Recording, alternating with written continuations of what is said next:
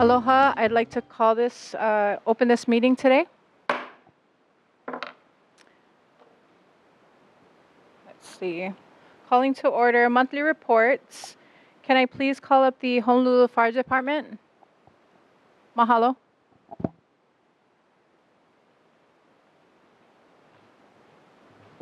No. Good evening, everyone. Hope you're all staying dry. My name is Les Shiroma. I'm from the Pālolo Fire Station First Watch, and I am representing the other guys. So we have with us is Cody Aquero. He's the newest guy, and the next two guys have been at the station for 10 years. So John Mitsuhashi and David Clark. And David Clark actually lives in Pālolo on 10th Avenue. So I'll just read off some stats from last month. So the statistics provided below represent confirmed number of incidents in the neighborhood board's geographical area for the previous month, which was March for last month. For more details on the incidents and related mapping information, please visit the fire response map on our HFD website at fire.honolulu.gov under the News and Info tab. Should you have any questions, please email the HFD's Public Affairs and Media Liaison at hfdnhb@honolulu.gov. Okay, so for the information previously requested, the incident statistics for the month of March was fires, 0 structure fires, 1 wildland brush, 0 nuisance, 0 cooking, and 1 activated fire alarm. For emergencies, we responded to 35 medical calls, 1 motor vehicle collision with pedestrian, 4 motor vehicle collision with crash with vehicles, 2 mountain rescues, 0 ocean rescues, and 2 hazardous material incidents. And this is our safety tips. So, safety tip for the April 2025 is evacuation planning. Ensure you have an emergency preparedness plan in place for situations like environmental emergencies, fires, or natural disasters. Familiarize yourself with at least 2 escape routes from your home and plan an evacuation path if you must leave your neighborhood board due to an emergency. For more information, visit fire.honolulu.gov. And here's 3 tips from the HFD. Leave early to avoid getting trapped by fire, smoke, or traffic delays. Set up a predetermined meeting spot like a trusted neighbor or relative's home, a low-risk area, a shelter, or evacuation center. And lastly, bring your emergency supply kit with essential items for your family and pets. Any questions? All right, okay. I had one question. Just out of curiosity, I know that we recently had like a dumpster fire. Is there classes or like training online that maybe residents that are not familiar on how to use an extinguisher, or like videos or something that maybe they can watch or? You know, YouTube has videos on how to use extinguishers. Our website, I'm not sure. I'll get back to you on that. I'll get your information after, and then they can email you back. But we do have public announcements on fire safety tips, and there is information on proper use of fire extinguishers and fire safety tips. Awesome. Anybody have any questions? You guys okay? All right. Everyone have a good night. We're And I'll okay. come Thank you so much, and we appreciate the introduction. Thank you, guys.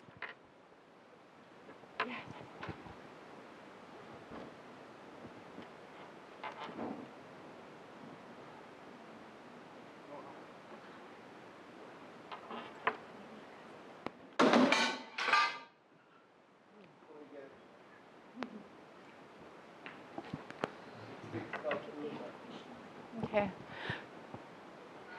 And while they're fixing the screen, does anyone online have questions or public?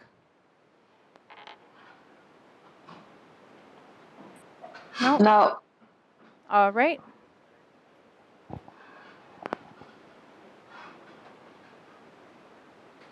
Okay. Yeah. Yeah. Sorry.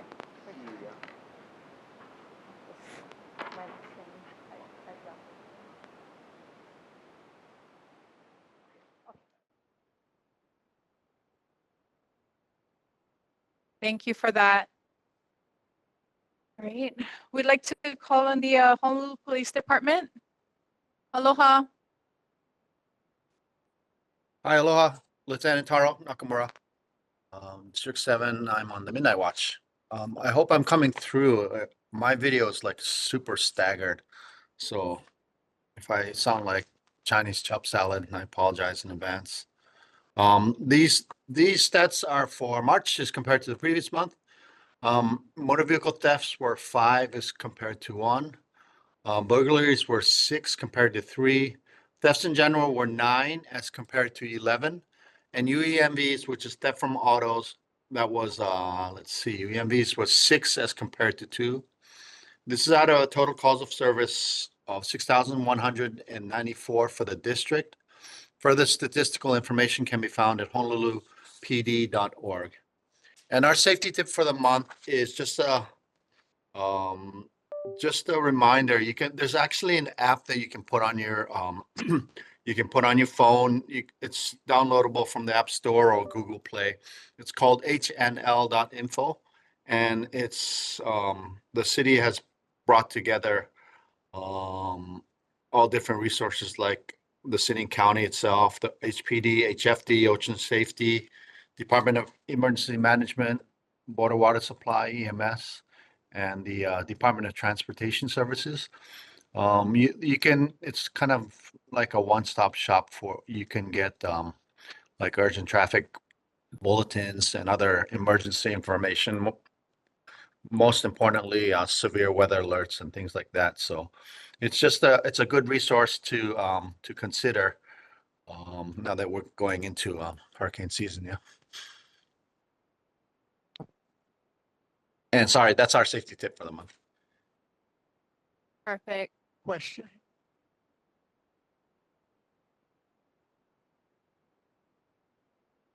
Hello, do you folks use the 311 or 311 emergency system that people can sign up for? Yes, I believe it's still that's a non-emergency system, yeah. For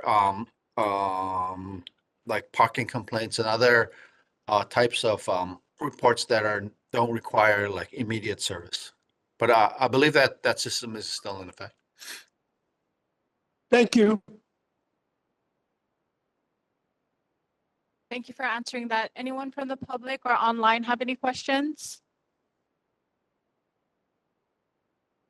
Okay, moving on. Okay. For Well, Board of Water Supply report. Aloha, Lieutenant, thank you.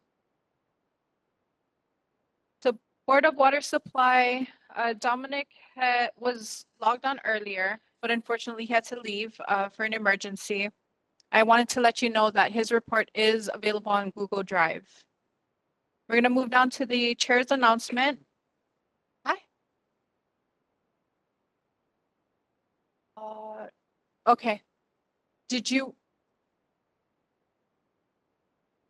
Okay. If you wanted to come up to the mic and then state your name. Yep. And then ask any questions that you might have or concerns. Hi, my name is Roya Dennis, and I'm calling about building permit 80. I'm here to talk about building permit 880271. This was issued 12 years ago. And in 2021, the Board of Water Supply approved our building plans and requested payment for their proposed services that they were going to promptly do. They actually took out a permit, which is now expired, and they have to take out another permit because they didn't do the job. And they've never done a site inspection. And they continue to tell us that they're going to move this meter into a totally wrong place without even making a site inspection. We have emailed like religiously, like every Sunday, and we still just get nothing from this group that we are supposedly paying tax dollars for, and we've literally paid money to have this completed on our property. We would like to get this done. Our question to you is, can you drive by our residents and verify that the proposed location to relocate the water meter is the best choice, to consider the proposal of running a new lateral near the existing sewer manhole cover and existing concrete beams under the road. Can you please expedite the relocation of this water meter to be completed by fall 2025? We think we've waited long enough. Do you need my property address on this complaint? So this is, again, permit number 880271, 2568 Lot E Road.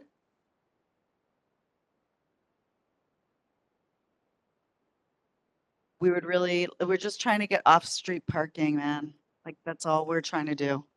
That's all we want. So please help. Thank you.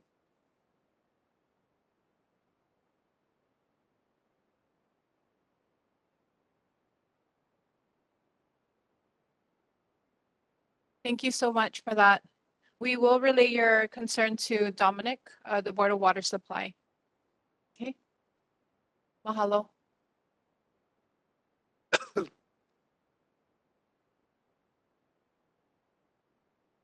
Okay.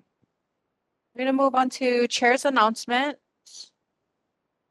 I just wanted to acknowledge that we have board members, Randik Pālolo, Dean, myself, as well as online, Earl and Darlene. So we do have quorum today. Neighborhood Commission approved request to temporarily reduce the number of vacant seats for the remainder of 2023 to 2025 term to achieve quorum by removing one seat from District 1 and District 2 and 2 seats from District 3.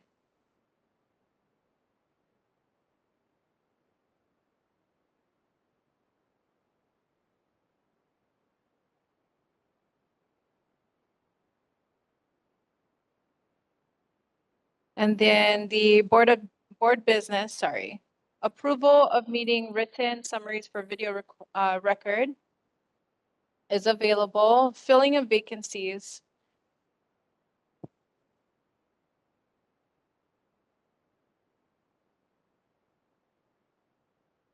Yes. So if somebody could make a motion to approve the minutes. Thank you.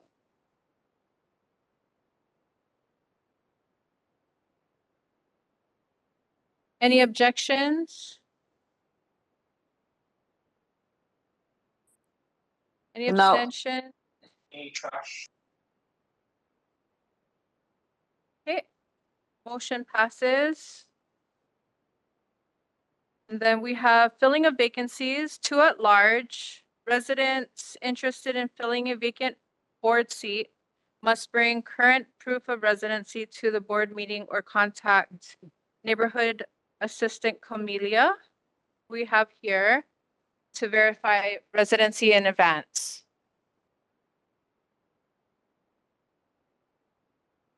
Would we have, do we have anyone in the public that's interested in filling a board seat today? Awesome. If you can please come up to mic.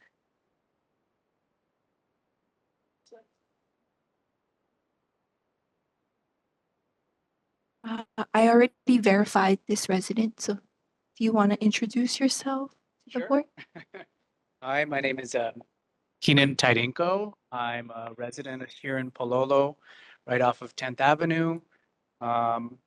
Just been looking since the election passed how to better get involved with my community, to better try and engage with the people that I'm closest with, and try and hopefully give back to the community that I've grown to really care about over the past 10 years that I've lived here. And so, yeah, I hope to try and do that on the board.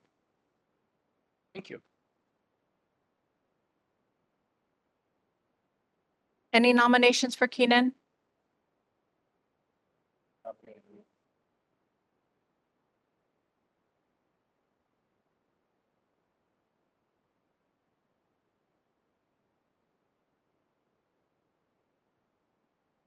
Okay, so we'll just do a quick roll call to add Keenan to the board. You can just call his name. Hack, Yes.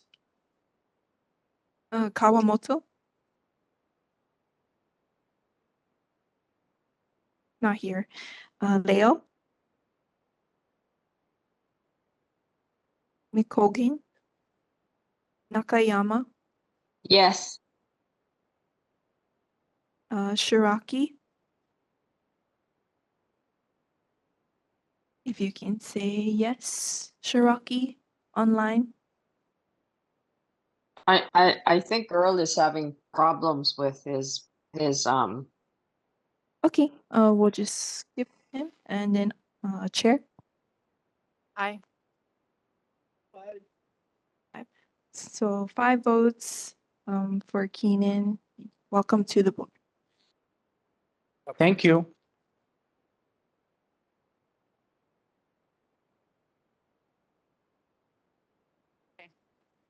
Would like to call a brief recess, please.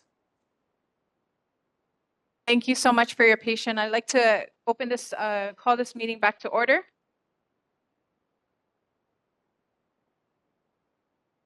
So moving down to presentations, we have the Hawaii Department of Culture.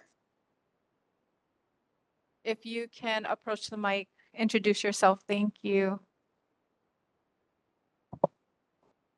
Aloha Chair and members of the board. My name is Jessica Mira. I work with the Hawaii Department of Agriculture Plant Quarantine Branch, and I am the acting land vertebrate specialist for the department. Today, I'm here to talk about koki frogs. We did come back. We were here, I believe, in November, and I'm just, we're here to give another update regarding the situation with koki frogs in the valley and what our efforts are currently are since then, yeah. So Hawaii Department of Agriculture is actively engaged in koki frog management efforts, conducting surveillance, hand captures, spot treatments every Wednesday with weather and staff permitting. We want to thank the community, a lot of the homeowners and everybody that we work with that are affected with the frog population, who have allowed us access, who have given us so much support, to help us and assist with our koki related efforts. That is very important for us. We want to make sure that we have the proper access and we are able to work with the residents around. So we're very appreciative of that support. And I wanted to bring up also regarding koki frogs in possibly your yard or even in your neighborhood. I know like Pālolo is kind of separated, especially where the frogs are in the back of the valley. A lot of people further down may not know or may not hear them.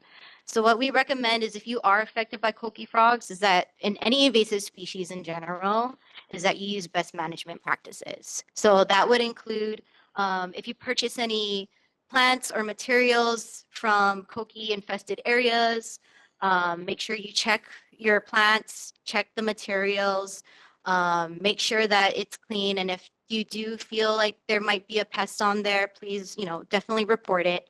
We also recommend that if you are traveling inter island, especially if you're traveling to Big Island, back to Oahu or any of the other islands, that you do check everything like luggage, your personal belongings, and what have you, because there are chances that there could be either a pest like a frog. We found frogs on luggage. Yeah, they flown back and they had luggage in the wheel well of their right there. It's just nudged in there. So we recommend that you definitely check all your personal belongings when you arrive back into the state or to the islands.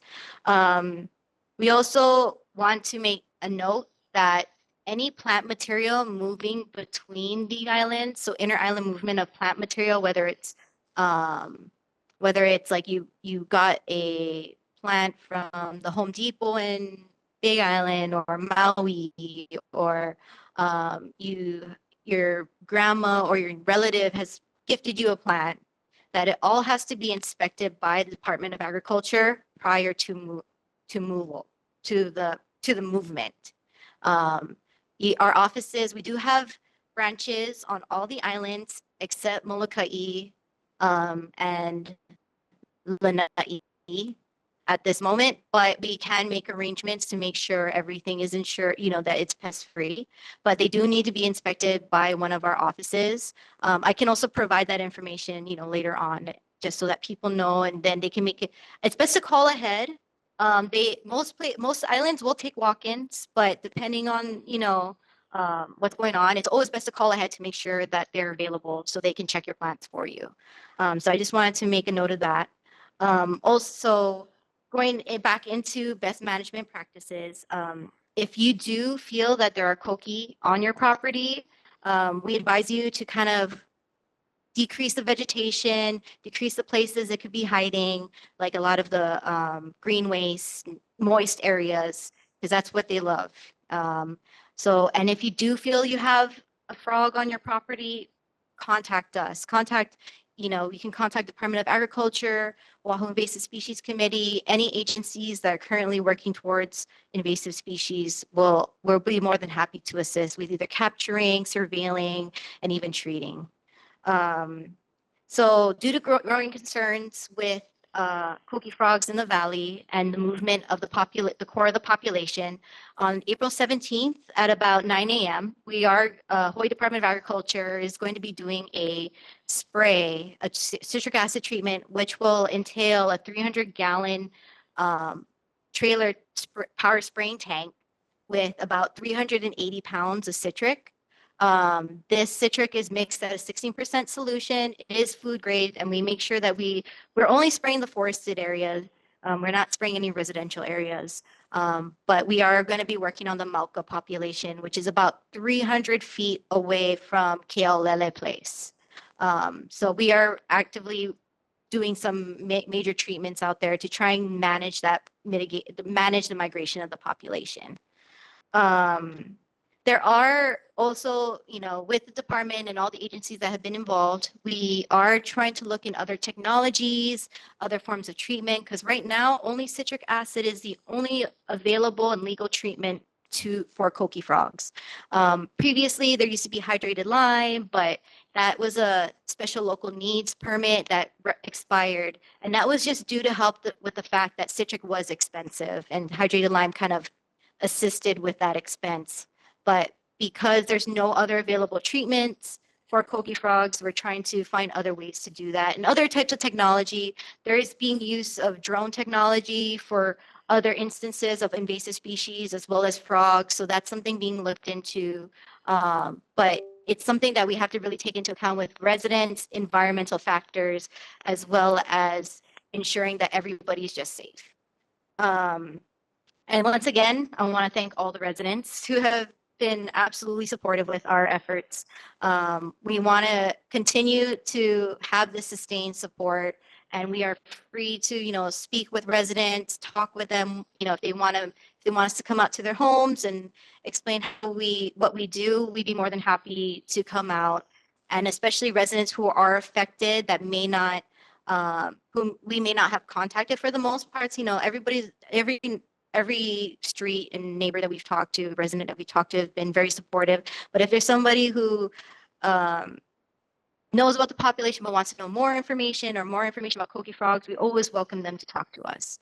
And I wanted to just give a little update on specifically like HDOA statistics. So from our last neighborhood board meeting in November till today, we did commit about 213 staff working hours to the koki population here in Pālolo, and 70% of that working hours is actually done at night. So a lot of it is challenging terrain, especially at night. So it is hard work, but we're committed to ensuring that everybody's. We don't want it to spread. We just don't want it to spread, and we want to make sure that the residents see that we're trying to do something. We really appreciate everybody's support with that. Yeah.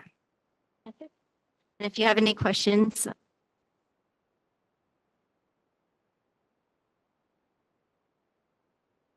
Madam Chair, the good thing about citric acid, and I've seen the previous presentation, it's non-toxic. Are you saying that the barrier to using that is expense? Is that correct? Yeah. So citric acid, it can be expensive, especially because we use food grade citric acid. So it's it's not like where it would be industrial use. So this is we specifically use food grade because of how much safer it is. One, in the environment, and two, around residents. Because our concern is just environmental health as well as human health. Because we don't want to use something that can cause potential harm to anybody else. Citric acid degrades very quickly in the environment. So that's why it's not good to be used as a prophylactic treatment, or meaning like to a preventative treatment. You can only use it if you have an active situation with coqui frogs, because it has to have skin to skin contact with the citric. So if you spray it on a plant and there's no coqui frog, it's just going to dissolve. So that's why, we're trying to find other methods of ways that if there are treatments that can kind of exist in the environment, so that if coqui frogs are present, it would affect them. But we also have to take into account what else is out there, whether it's native animals, insects, as well as plants, and the people who may use either the trails or the area walking through it. But so yeah, citric acid is very expensive, but we do get funding specifically for coqui frog responses that is used to purchase the citric that we use for treatments all across the island. Mhm. Thank you so much. All right. We have another presentation. We have the Oahu Invasive Species Committee. Aloha, thank you. Aloha, Chair, members of the board, the newest member of the board, and community members. My name is Robbie Snyder. I work with the Oahu Invasive Species Committee. I'm the community liaison, so most of the time I'm working on little fire ant access permission so that we can get out into neighborhoods and treat. I also help work on the coqui frog access permissions here in Pālolo, and I also help lead the volunteer nights for coqui frogs in Waimanalo too, if you have questions about that. The Oahu Invasive Species Committee, for a little background, was originally a group of BWS workers and a few others that geared together to fight new and eradicable invasive species on island about 15 years ago. And since then, we fill kind of the gap between HDOA's preventative and long-term work and DLNR's long-term work, where we're a little bit more agile, not being specifically a state department, and can work on new invasive species that pop up. So since October of 2024, about 6 months ago, we've been helping HDOA mostly on the Makai part of the core population here in Pālolo on the coqui frogs. You might remember Nate Doobie was the one speaking about it at the meeting last time. There's many challenges in the Pālolo site. Jessica went over a few. One of them is that it's a lot of nighttime work because that's when the frogs are calling. Another is the really steep terrain.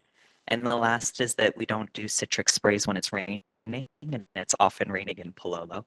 But we have many things working in our favor in this site as well. One of those being that even when it's raining, we're able to do hand captures up at the site. And that's part of our long-term strategy, which is condensing the population around the borders of the population and then gradually decreasing that core population at the same time. Some of the other things working in our favor is that, like Jessica mentioned, the community response has been awesome. We have really reliable access to the places we need to get to, especially on Halekipa Place. So mucho mahalos to those guys. I really appreciate you. In the last 6 months, we've deployed about 1,400 gallons of citric acid, and we've had about 187 staff hours. And then looking forward, we're going to continue to do quarterly updates to be available to you guys and just to keep you in the loop on what's happening up there.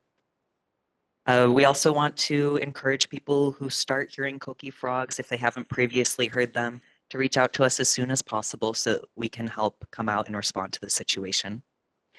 And then we've also been using sound monitoring devices. These were originally developed for birds, and they do it through the Listening Observatory for Hawaiian Ecosystems, or LOHE in Hilo. We were only about 6 months into that. We put the sound monitors out before we go spray and then retrieve them after sprays to see what kind of effect we're having. It'll take about a year, though, to establish baseline data regarding seasonality, weather changes, consistent citric application, as well as the reproductive cycles of the frogs. So we're really excited to see that in future years, what kind of data we'll be able to get out of the sound monitors. The very last thing is that we want to continue to encourage community members to reach out to legislators. This is really important work to be doing. We don't want the coqui frogs spreading outside of Pālolo or elsewhere on island. So we love all the funding that we can get and all the attention you can bring to it. Otherwise, yep, keep reaching out to us if you hear any other coqui frogs. You can learn more about the Oahu Invasive Species Committee at oahuisc.org, or you can come talk to me after the meeting as well. Mahalo. Does anyone have any questions for Robbie? Public, online, board?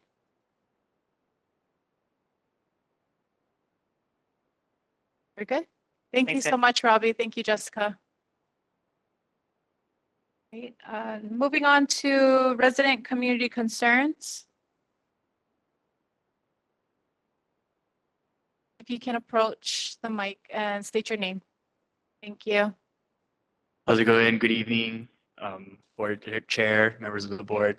I'd just like to thank Council Member Nishimoto's office for helping me out with the illegal dumping of the grill. Thank you, Kylie, for putting the riser in. I came to the neighborhood board and like 3 days later it was gone, so that was really good. Unfortunately, in the same exact spot, something else showed up. I think it's workout equipment. It's on the corner of 10th Ave and Carlos Long, in front of the Board of Water Supply Station. So, Kylie, if you could help me put in a riser for that, thank you.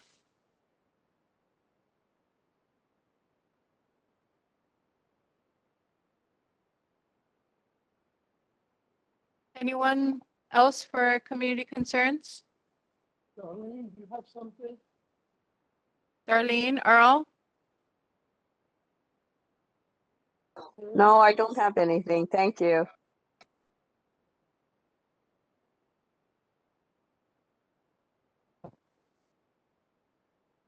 Okay, moving on to the elected officials, Congressman Ed Case.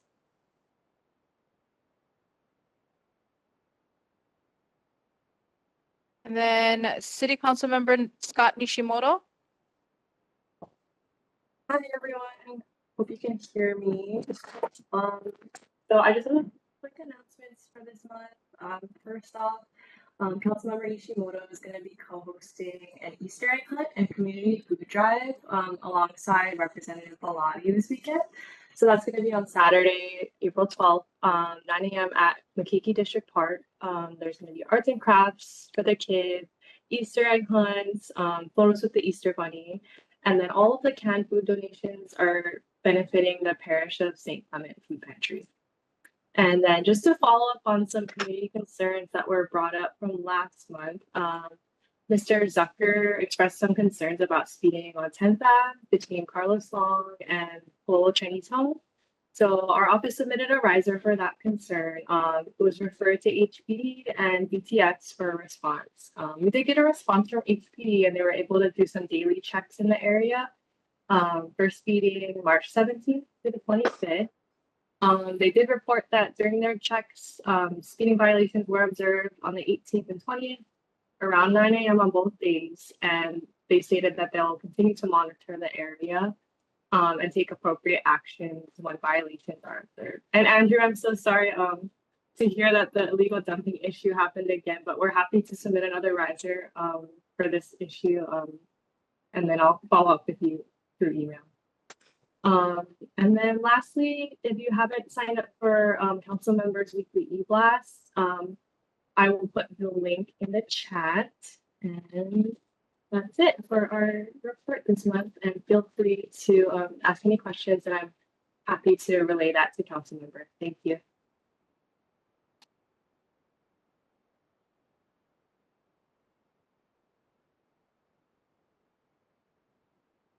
Any questions from the public? Online?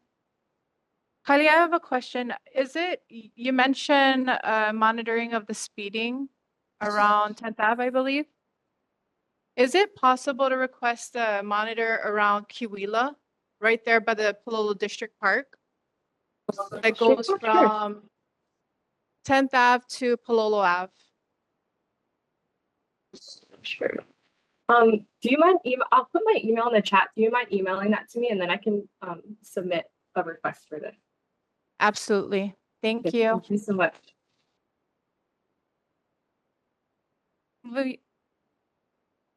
Moving on to Mayor Rick Blangiardi's office, I have Deputy Director Warren Mamizuka.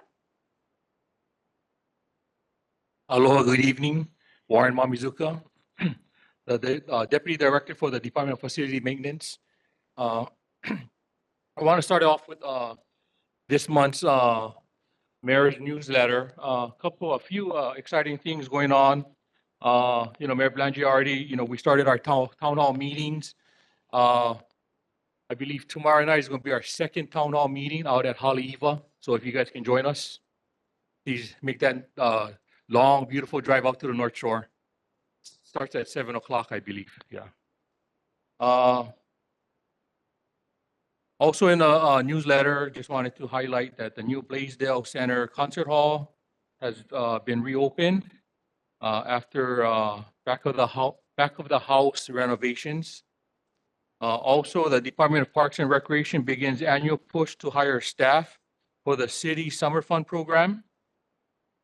Also, something special, city commemorates Hokulea's 50th anniversary at Kualoa Regional Park.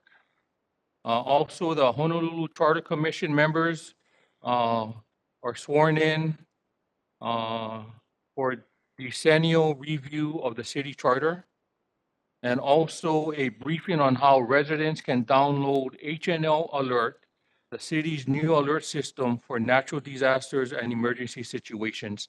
So you can find that all in April's mayor's newsletter. So if Camelia, you could add the link in the chat, that would be helpful. Thank you. Now moving on for some issues, follow-up issues from last month. First issue is Pālolo Valley District Park renovations. The board would like to know from DDC and DPR if there is a way that the public could see the history of what was done in the past for the gymnasium. So DPR took the initiative and provided a response, and here it is. Building permits are issued prior to January 1972, however, are not available online.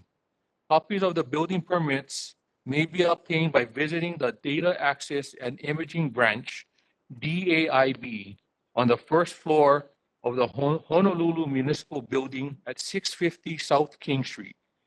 And you can also call ahead at 808-768-8277. And the DAIB is open Mondays through Fridays from 7:45 a.m. to 4:30 p.m. Second issue is the future after-school programs with DPR. The board would like to contact information for the person they can talk to if they have more questions in regard to the future DPR after-school programs in Pālolo. And the response from DPR is, the point of contact is Courtney Poti. She is a recreation director at Pālolo Valley District Park. She can be reached at 808-768-6727 regarding the park's programs. And last, issue number 3, Federal to Municipal Workforce Transition Hiring Initiative. The board would like to be updated on how the initiative is coming along. And the Department of Community Services responded with Operation Hire Hawaii recruitment event will be at the Hawaii Convention Center Friday, April 11th from 1 p.m. to 6 p.m. And on Saturday, April 12th, 10 a.m. to 3 p.m. The Hawaii Expo Neil Blazers,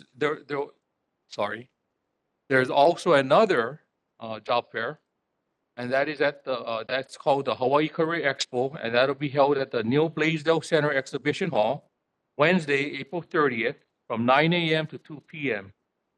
These events aim to strengthen pathways for individuals transitioning from federal programs into municipal and local employment opportunities. And that completes, responses to issues from last month, and I am available for any questions. Madam. Sir, I was just wondering, could you start maybe in future months giving us numbers of people who are applying for the accelerated application process for federal employees and other possibly displaced people? Maybe in the future, give us a couple numbers, how that's coming along. Yeah, I think we could do that. Might need some time, but I'm pretty sure that they'll be keeping track. And this is for former federal employees, right? Others And- want to take advantage of the accelerated hiring Okay. process. Okay. Because in past years, the hiring has been so slow that maybe people have been dissuaded from going into Okay. state service or city service. I think we those numbers have been shared with us, not for the federal side, but as far as like these job expos where we can actually make conditional offers right there on the spot. I just don't have that numbers with me, but I know that I have received them, reviewed it, but sorry, I can't remember off the top of my head. In the future. Yeah, will do.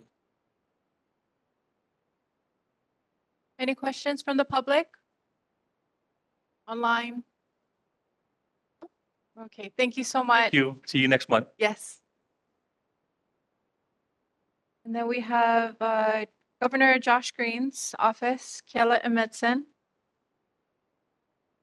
Aloha, everyone, Chair, members of the board. Kiele Amundsen with Haima, representing the governor's office. I'll just jump into some news and highlights coming out of the governor's office.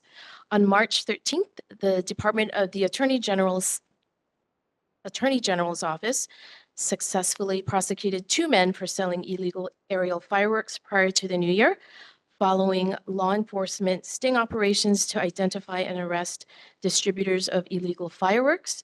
In addition to sting operations, the illegal fireworks task force is also working to prohibit shipments of fireworks entering the state through Hawaii's ports. On March 14th, Governor Green announced the initial disbursements from the $175 million One Ohana Fund, a key initiative of the Maui Wildfires Compensation Program, which will provide direct financial relief to the families of those who lost loved ones and to individuals who suffered serious physical injuries in the August 8th Maui wildfires. On March 20th, DLNR announced a new website dedicated to the critically endangered native Hawaiian plant from Kaho'olawe. DLNR, along with other partners, are restoring Kapulupalu o Kanaloa across Hawaii to resume its ecological and cultural role. This website will tell the incredible story of conservation work and resilience of this native plant. The Hawaii State Commission on Fatherhood announces its 2025 awards and sponsorship opportunities, which recognizes and supports fathers, businesses, and nonprofit organizations dedicated to strengthening families and communities throughout the state. The awards serve to highlight the Commission's commitment to promoting healthy family relationships by underscoring the vital role fathers play in the lives of their children. Applications are being accepted up to April 16th. For more information, you can inquire at fatherhoodcommission.hi@gmail.com. On April 3rd, Governor Green highlighted the importance of the philanthropic community to Hawaii's healthcare industry in welcoming $10 million in grants from the Leona and Harry Helmsley Charitable Trust to 2 Oahu hospitals. The grants will expand access to critical cancer care at Kapiolani Medical Center for Women and Children and at the Queens Medical Center, West Oahu Cancer Center. Also on April 3rd, the Department of Health put out a news release informing the public that they were expanding their efforts and taking proactive measures to prevent a measles outbreak in Hawaii. And as you know, just yesterday on April 8th, the governor's office did release information on the state's first measles case, confirming a case involving an unvaccinated child under age 5 who recently returned to Oahu from an international travel. So for more information about measles and information on vaccinations, you can visit vaccines.gov/en/. Finally, April is Tsunami Awareness Month. We at Haima encourage everyone to know their evacuation zones and have an emergency kit prepared. For more information and tips on how you can prepare you and your family for any disasters, you can visit Haima's website at ready.hawaii.gov. For more interesting news and highlights, you can also read up on the governor's newsletter, Kealoho, or you can visit governor.hawaii.gov. Pending any questions, that is the end of my report. Madam Chair. Kelly, can you also, in the coming months, get us some numbers on the state expedited hiring process for displaced federal workers and others? Thank you. Absolutely. I can have that for you at the next meeting. Thank you. Any questions from the public or online? I think we're good. Thank you so much. And next I have Representative Jackson Sayama. Sorry.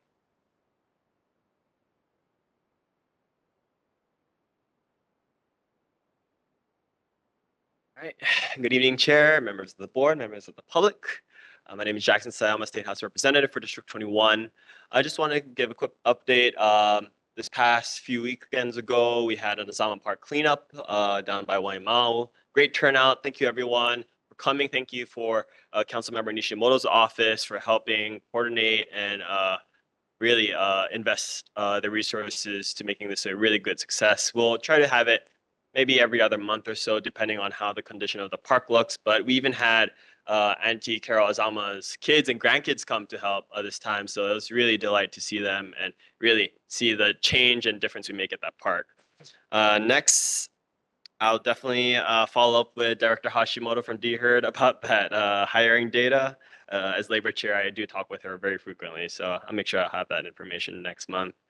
I'm sorry for coming late, but I do want to note that on April 26th, we will have an Earth Day Pālolo District Park kind of events. So that will go from 9 to 12 noon. Lots of activities, tree planting, cleanups, some educational seminars about little fire ants and coqui frogs. So again, I welcome everyone to join and come help out, and it'll be a good time.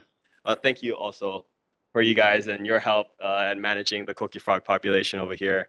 Yeah, I'd be really interested to see what you guys do and walk with you guys when you go out. I know it's a little bit sketchy here during the nighttime, but I'm sure we can make it work out. At the Capitol, we're going into the conference committee kind of period. So that's when the Senate and House negotiate the differences between bills that are still alive. As the labor chair, I'll be focusing on the labor bills. So most of the stuff have died at this point because of the appropriations and the limitations we face on the fiscal side there, but we still have important work to do. So that will happen in the next 2 weeks until the end of the month, where we will adjourn the legislative session. So if you do have bills that are of interest, please let me know so I could keep track of them and I could give you updates on those as well. Just want to echo the governor's message regarding the measles case that was reported yesterday. I do have some numbers with regards to vaccination rates or immunization rates in our own community here. Let's see, for Jarrett Middle School, missing immunizations, 36%. Let's see here, Pālolo Elementary, we have missing immunizations, 8%, very good. And then, let's see, I think that's about it for those statistics. But that's to say, right, it's good to probably see if you have all your immunizations up to date. If not, I'd recommend contacting your doctor, PCP, to make sure that they are up to date because you never know when these things do cause an outbreak. Hawaii, just in general, has a very low vaccination rate. I think nationally the average is about 93%. We are around 89. So, that changes from district to district. Obviously, Pālolo still needs a little bit of work to get up to the safe level, which is 95%. So with that, I am available for any questions.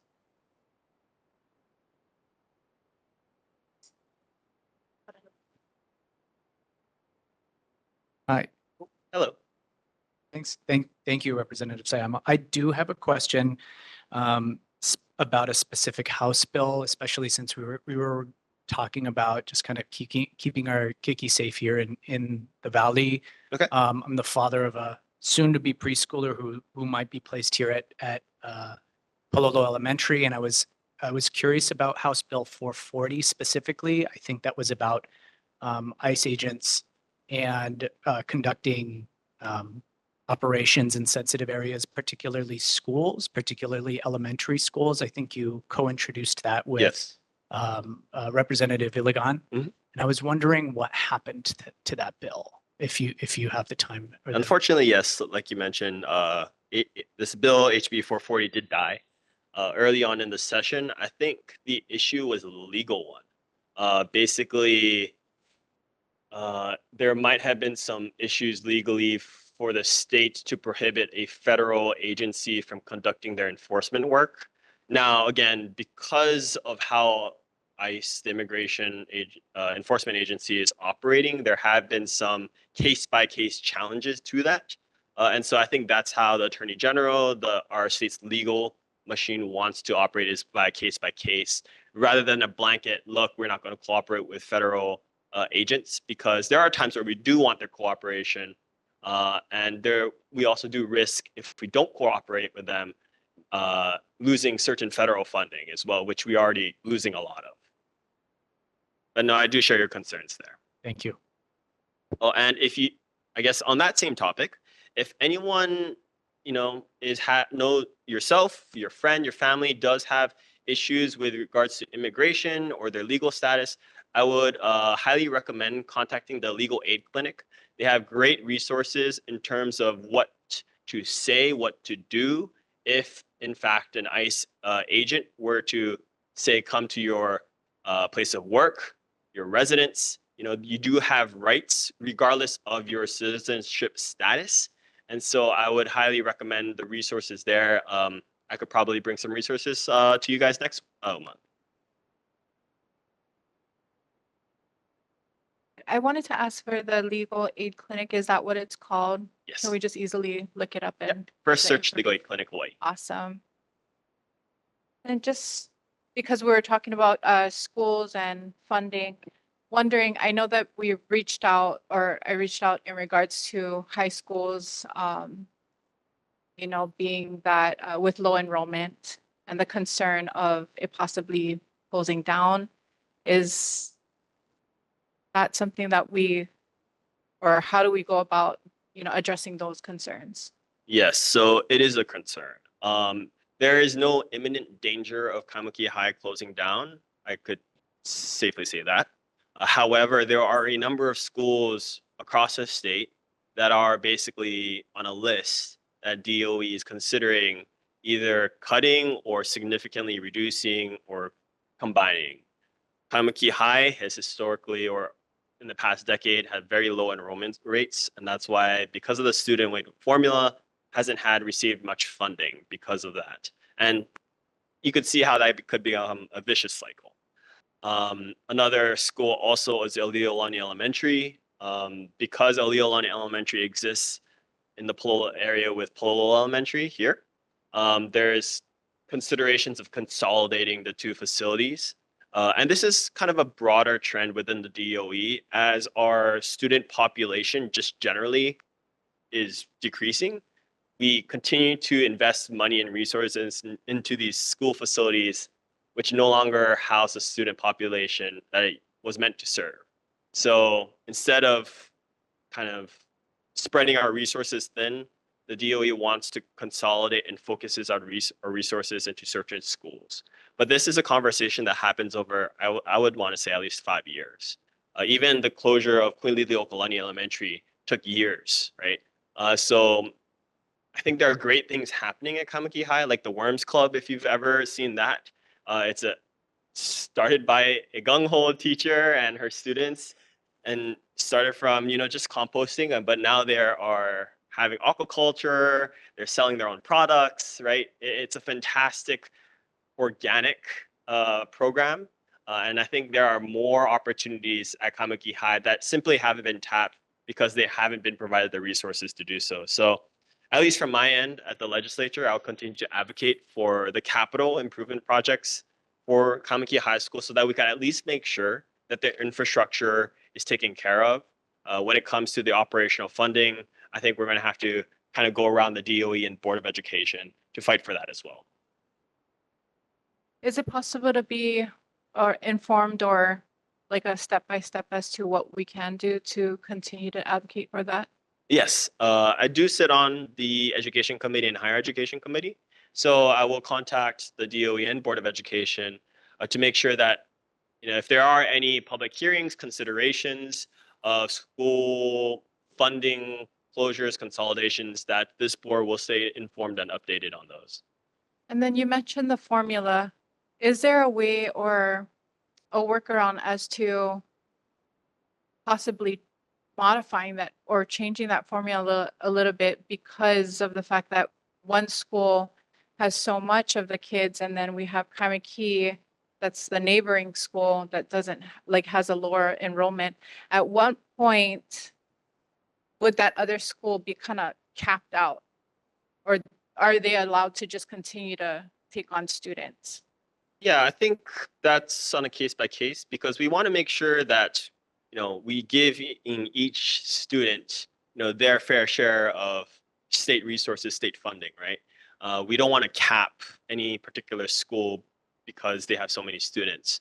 I think there is a natural cap, if you will, because there's only so many teachers. We only have so many classrooms, right? So a lot of students here would GE to Kalani or, other schools, right? So I think there is a natural limit to how many students they could take in, but it's going to be tricky, right, in terms of capping or adjusting this student formula.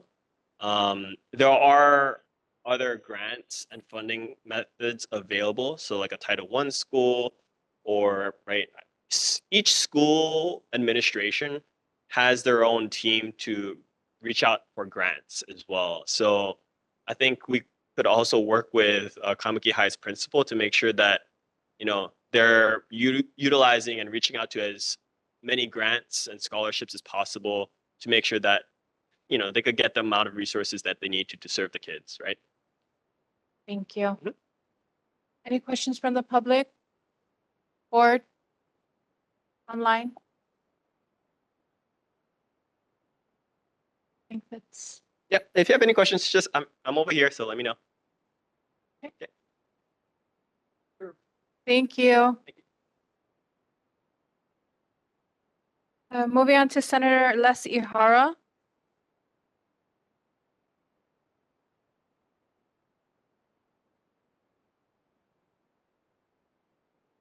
Okay. And then announcements. We have our next meeting is scheduled for Wednesday, May 7th at 7 p.m. here at Pālolo Elementary and online as well. We have the City and County of Honolulu and Hawaii Food Bank are partnering to fight against hunger. We did have our box there for donations. We are collecting at tonight's meeting, and then we also have the Olelo rebroadcast for the neighborhood board meeting. District 6 are scheduled each month on Olelo 49, channel 49 for the fourth Thursday at 9 p.m. and the first and third Sundays at 12 p.m. I did also want to let you folks know, just like Representative Jackson Sayama had mentioned the Earth Day, we do have that flyer posted on the Google Drive website.